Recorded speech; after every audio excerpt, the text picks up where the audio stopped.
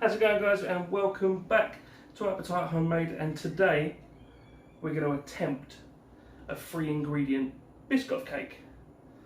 Let's have a go. Okay, so the first step is pretty much underway already. We've got 350 grams of our Lotus Biscoff biscuits, 15 grams of baking powder, and 350 ml of whole milk. We're going to warm the milk through, just take the chill off of it. And then we're just going to crush up our biscuits, and also get your oven preheated.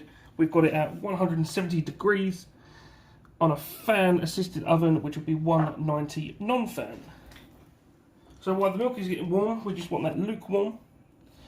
We can crush up our biscuits. Obviously, if you've got a food processor, a lot easier. But I've got mine in a Ziploc bag, and we're going to use a rolling pin. Just get that to a fine breadcrumb, and then we can move on to the next stage.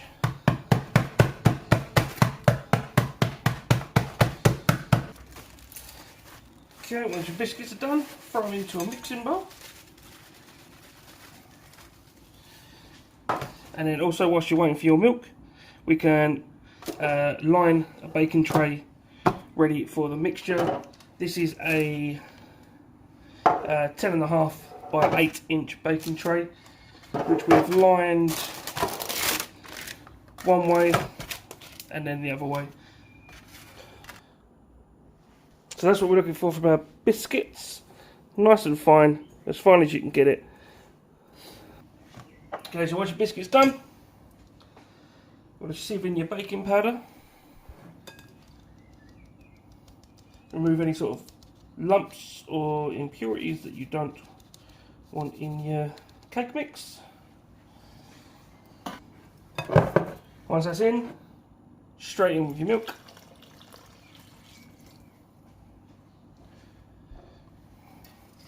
Start whisking.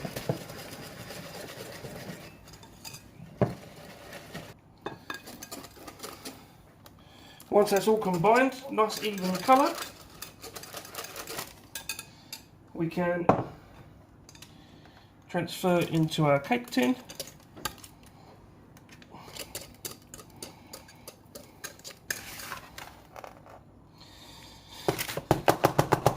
Make sure it's nice and even. Give it a couple of taps on the worktop to release any air bubbles, and that then can go straight in the oven.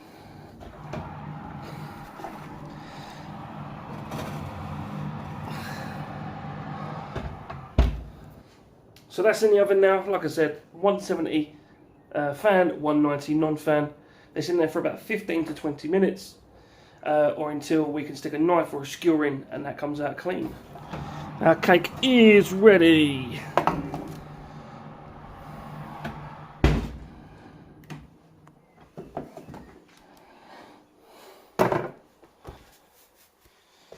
So that had 20 minutes. And now we'll take it out,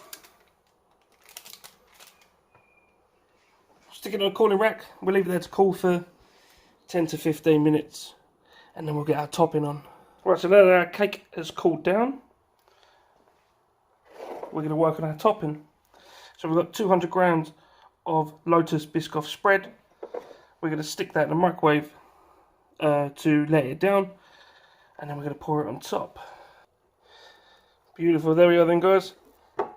That was 40 seconds in the microwave at 10-second blasts. Nice and thin. Let's get that on the cake.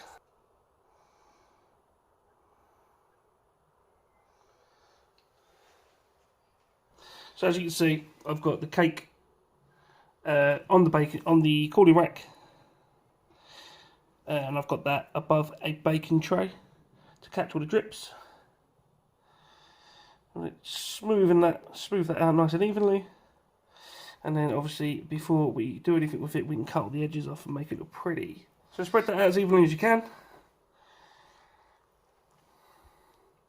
And then we'll put that in the fridge. Let it set up and then we can get cutting. Topping's cooled, started to set. Nice and tacky on top. Let's get it off the tray, we'll get it cut. So we're going to get this cut up. Little tip, you want a nice straight edge on anything that's got like you got like a tacky side, or a nice straight edge on a cake. Serrated knife, bowl of hot water, knife in, couple of twists, wipe the excess off with a towel, and then nice straight cut. And then you can remove that section, and as you can see, I don't know how close we can get nice straight edge of your actual topping. So I'm going to get this cut, get it plated, and then we'll get it ready for tasting. Cake's all cut, let's get down to that tasting.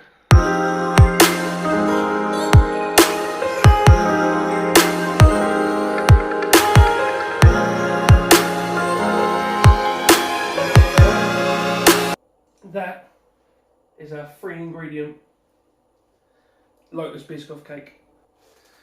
There's a beautiful crumb across that sponge. Let's get down to tasting one.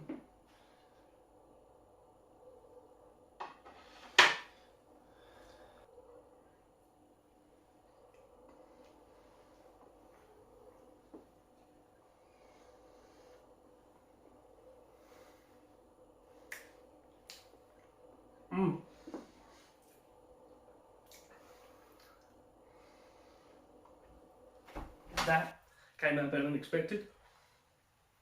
Sponge, really soft, because in there's just, what, milk, biscuits and baking powder. Super soft, super good crumb. Just get it as fine as you can. Like I said, if you use a food mixer, a lot better than using the Ziploc bag and the rolling pin, but these must use what you got. But all the flavours there. The Lotus Biscoff itself, really sort of caramelly, sort of dark coffee back notes. Sort of the caramel topping from the Biscoff Spread, beautiful, works really well. I would recommend pairing it with something like an ice cream or a creme fraiche. Take a little bit of that sweetness away from the top and sort of soften the sponge a little bit more.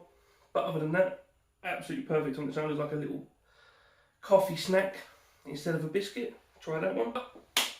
That is the end of today's video.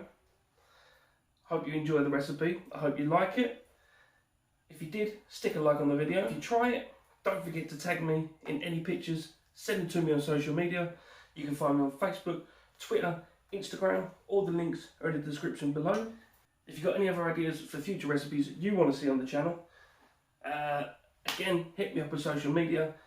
Email me. It's all down in that description below. Leave a comment in the video. I can see it that way.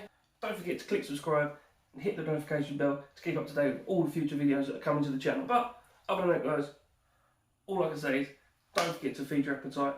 Check out all the other videos on the channel. Thank you very much for watching, and I hope you have a fantastic day. See you later.